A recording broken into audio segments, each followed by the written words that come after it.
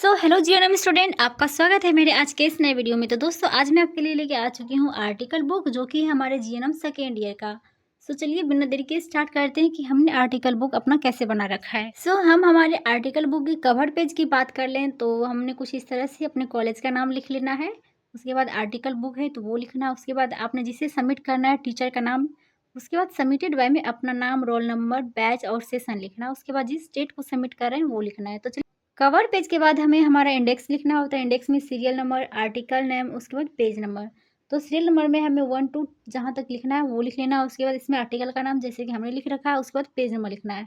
तो ये है हमारा कर्व्ड आर्ट, जिससे कि मैंने गूगल से देख के इसका डायग्राम बनाया हुआ है। तो अब इसके यूज़ में हम देख लें तो इसके यूज़ में हमने लिख रखा है use to haemostasis as clamp for spleen and kidney.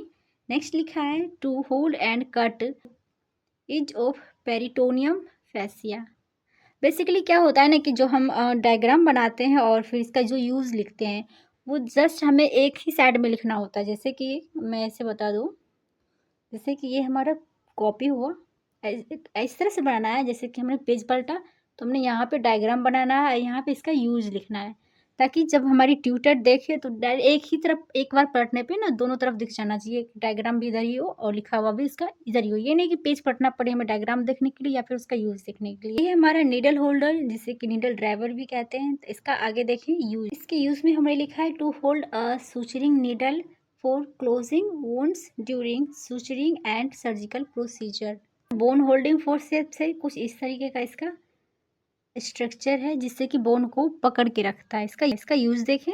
इसके यूज में हमने लिख रखा है to stabilise bone during repair, used to remove bone fragments from a surgical site. तो ये है हमारा प्यारा सा लेरेंजोस्कोप, जिससे कि मैंने बहुत ही मेहनत से बनाया है। तो अब इसका देख लें हम यूज। तो laryngoscope is the endoscope of larynx and part of throat.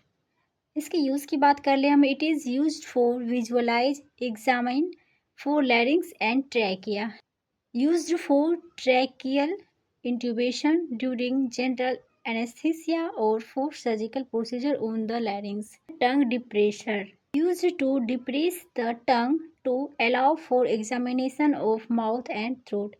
यानी टंग को जो है कि ये प्रेस करके रखता है ताकि हम जो है कि अंदर जो ओरली अच्छे तरीके से थ्रोट वगैरह को देख सके। It is called craft sticks और पॉप्सिकल स्टिक्स। हमारा प्रोक्टोस्कोप या फिर रेक्टोस्कोप। ये हमारा डायग्राम है। चलिए आगे देखते हैं इसका यूज़। इसके यूज़ की बात हम कर लें तो इसका यूज़ जो है बेसिकली हम एनाल कैविटी, रेक्टम या फिर सिग्मोइड कोलन को विजुअलाइज करने के लिए हम प्रोक्टोस्कोप का यूज़ करते हैं। नेजल स्पेकुलम, जो कि कुछ इस तरीके से हमारा डायग्राम है इसका। आगे इसका यूज़ देखते हैं। तो बेसिकली इसका यूज़ जो है हम कि नेजल कैविटी को विजुअलाइज करने के लिए करते हैं। नेजल स्पेकुलम हमारा sponge holding forceps.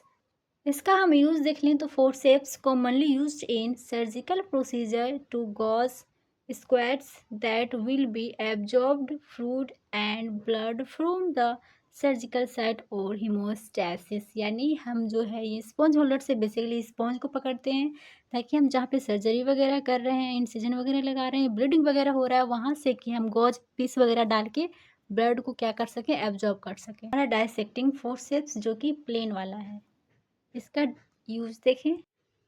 It is used for blunt dissection, that is for pulling और tearing instead of cutting. Next है इसका to hold the delicate structure like peritoneum, vessels, nerve and muscles. Last article है हमारा dissecting forceps टूथड। तो ये है इसका tooth. चलिए इसका देखें हम use for grasping and holding tissue, muscle और स्किन सराउंडिंग अ वुंड।